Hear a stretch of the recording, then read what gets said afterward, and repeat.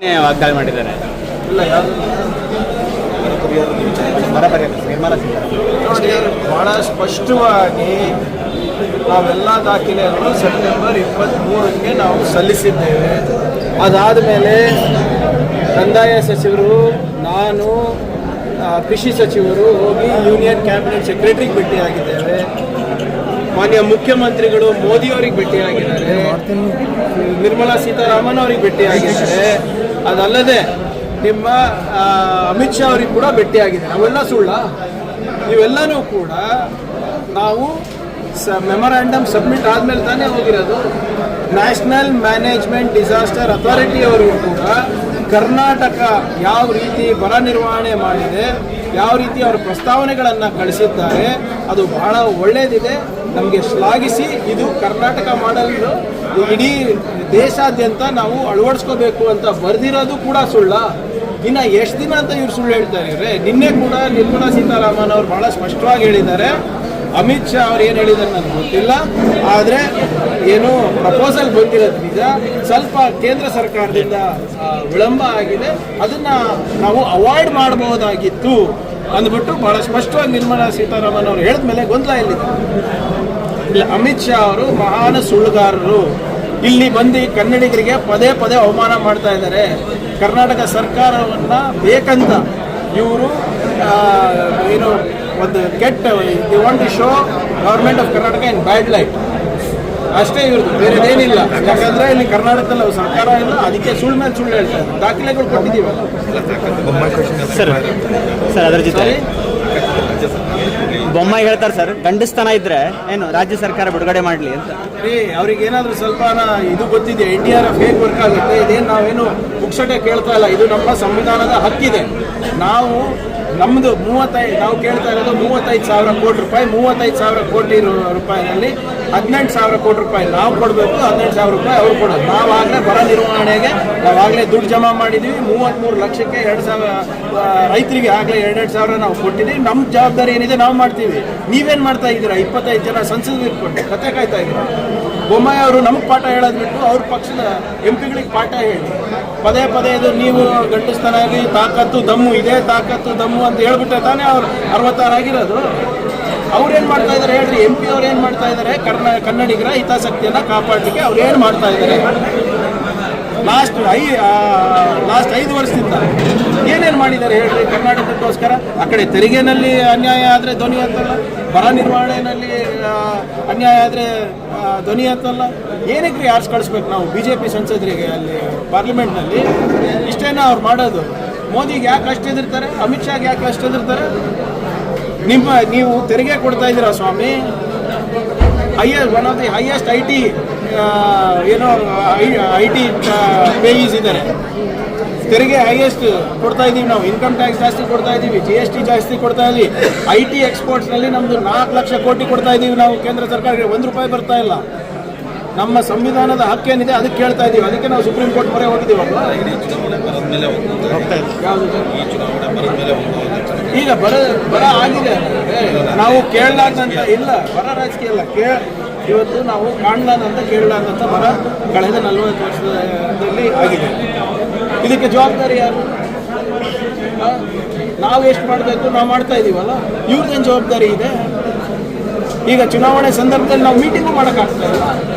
EC ಅವರು ಒಂದು ಹೊಸ ನೋಟ್ ಮುಂಚೆ ಏನಿರ್ತಾ ಇತ್ತು, ನ್ಯಾಚುರಲ್ ಡಿಸಾಸ್ಟರ್, ಅತಿವೃಷ್ಟಿ ಇರ್ಬೋದು, ಬರ ಇರ್ಬೋದು, ನಾವು ಮೀಟಿಂಗ್ ಕರಿಬೋದಾಗಿತ್ತು, ಮುಖ್ಯಮಂತ್ರಿಗಳಿರ್ಬೋದು, ಬೇರೆ ಯಾರು. ಈಗ ಅದನ್ನು ತೆಗೆದುಬಿಟ್ಟಿದ್ದಾರೆ. ಪವರೇ ಇಲ್ಲ ನಮಗೆ. ಇವ್ರೇನು ಮಾಡ್ತಾ ಇದ್ದಾರೆ ಕೇಂದ್ರ ಸರ್ಕಾರದವ್ರ ಮತ್ತೆ ಬರ ನಿರ್ವಹಣೆಗೆ? ಇಲ್ಲಿ ಬಂದು ಬರೀ ಮನ್ ಕಿ ಬಾತ್ ಕೇಳಾಕಿದ್ದೀವಿ ನಾವು ಕನ್ನಡಿಗರು. ನಾವು ಕೊಡ್ತಾ ಇರುವ ತೆರಿಗೆ ಏನಾಗ್ತಾ ಇದೆ ಅದು ಹೇಳಿ ಸ್ಪಷ್ಟವಾಗಿ. ನಿನ್ನೆ ಅಫ್ಜಲ್ಪುರದಲ್ಲಿ ನಿತಿನ್ ಗುತ್ತೇದಾರ್ ಒಂದು ಸಭೆ ಮಾಡಿದ್ರು. ಕಾಂಗ್ರೆಸ್ ಸೇರೋ ಸಂಪರ್ಕ ಮಾಡಿದಾರಾ?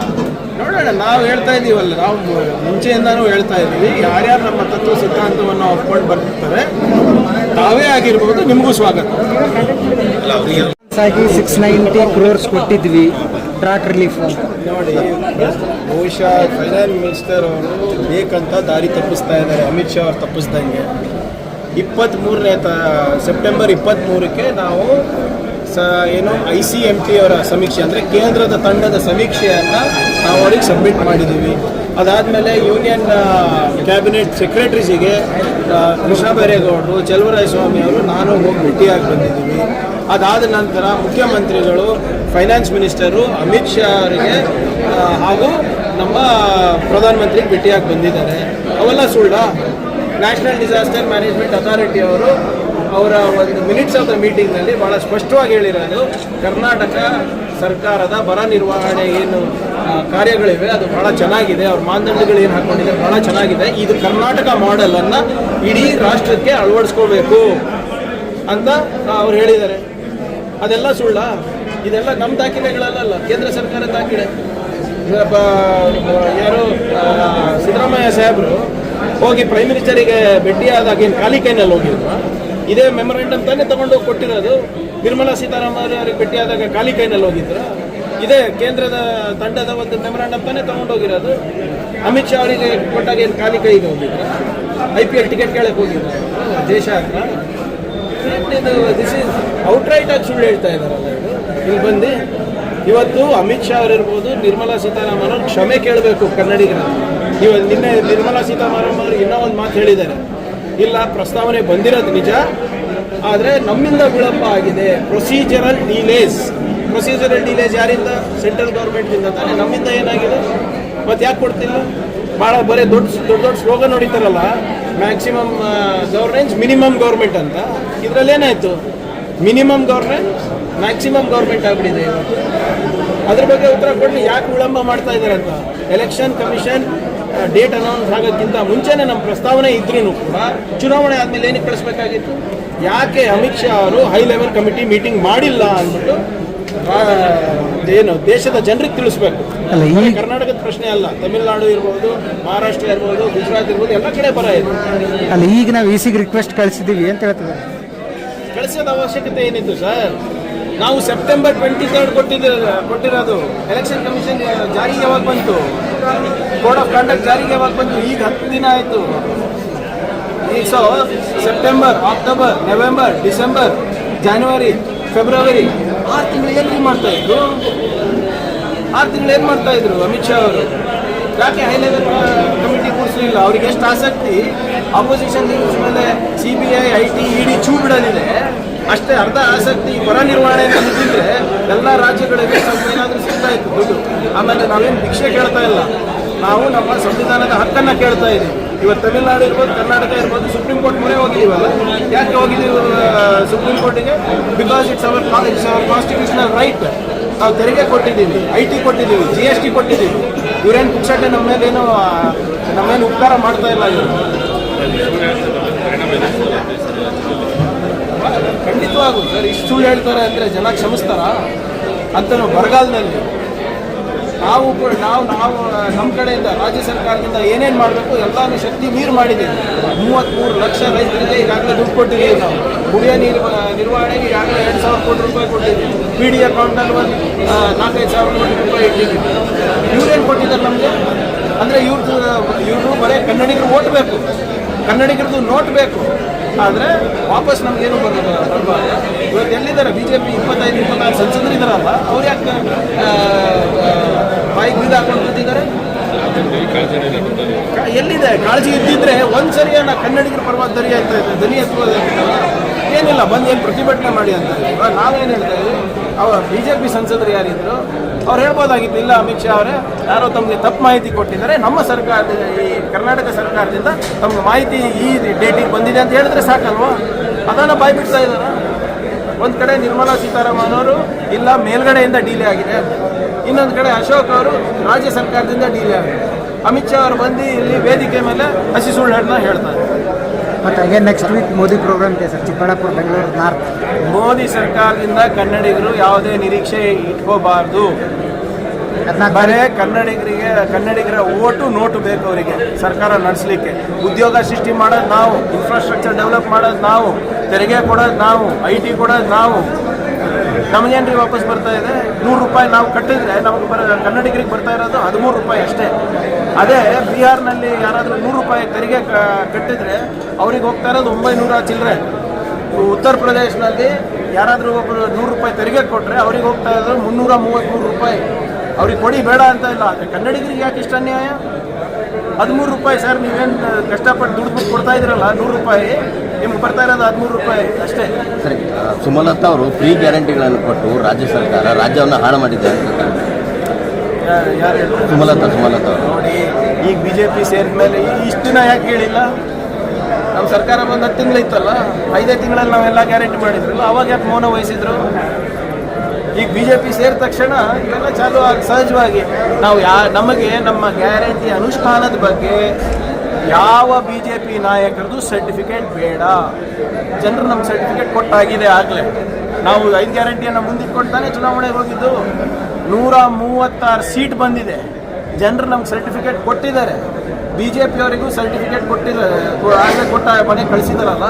ನೀವು ಸೋತಿದ್ದೀರಾ ಎಲೆಕ್ಷನ್ ಅಂದ್ಬಿಟ್ಟು ಮಾಡಲಿ, ಇನ್ನ 4 ವರ್ಷ ಇದೇ ಮಾಡಲಿ ಅವರು. ಮೊನ್ನೆ ಮೋದಿ ಅವರು ರಾಜಸ್ಥಾನದಲ್ಲಿ ನಿಮ್ಮ ನ್ಯಾಯ ಗ್ಯಾರಂಟಿ ಅಗೇನ್ಸ್ಟ್ ಇದು ಹಳೆ ಮುಸ್ಲಿಂ ಲೀಗ್ನ ಚಿಂತನೆಗಳಿದೆ. ಅದಕ್ಕೆ ನಾನು ಬರೆದಿದ್ದೀನಿ, ತಾವು ಗಮನಿಸಿದ್ರು. ಮೋದಿ ಅವರಿಗೂ ಕೂಡ ಇನ್ಫಾರ್ಮೇಷನ್ ಅವ್ರ IT ಸೆಲ್ ಅವ್ರು ಕೊಡ್ತಾ ಇದ್ದಾರೆ. ಸ್ವಲ್ಪ ಪುಸ್ತಕ ಓದ್ಬಿಟ್ರೆ ಅವರಿಗೂ ಗೊತ್ತಾಗ್ತದೆ. BJP RSS ಮತ್ತು ಹಿಂದೂ ಮಹಾಸಭಾ ಮುಸ್ಲಿಂ ಲೀಗ್ ಅವ್ರ ಜೊತೆ ನಾರ್ತ್ ವೆಸ್ಟರ್ನ್ ಫ್ರಂಟಿಯರು, ಸಿಂಧು, ಪಂಜಾಬ್ನಲ್ಲಿ ಗೌರ್ಮೆಂಟ್ ನಡೆಸಿದ್ದಾರೆ. ಕೋಲೇಷನ್ ಗೌರ್ಮೆಂಟ್ ಇವರು ಮುಸ್ಲಿಂ ಲೀಗ್ ಜೊತೆ. ಆಮೇಲೆ 10 ವರ್ಷ ಆಗಿದೆ ಅಪ್ಪ. 10 ವರ್ಷ ಆದ್ರೂ ಕೂಡ ಇನ್ನೂ ನಿಮ್ಗೆ ಮುಸ್ಲಿಂ ಲೀಗ್ ಬೇಕಾ ನಿಮಗೆ ಪ್ರಚಾರಕ್ಕೆ? 10 ವರ್ಷ ಆಗಿದೆ, ಇನ್ನೂ ಕೂಡ ಹಿಂದೂ ಮುಸ್ಲಿಂ ವಿವಾದಗಳನ್ನು ತಂದ್ಬಿಟ್ಟು ನೀವು ಓಟ್ ತಗೋಬೇಕಾ? 10 ವರ್ಷದಲ್ಲಿ ನೀವೇನು ಮಾಡಿದ್ದೀರಾ ಹೇಳಿ? ಅದ್ರ ಬಗ್ಗೆ ಮಾತಾಡೋಕ್ಕೆ ತಯಾರಿಲ್ಲ.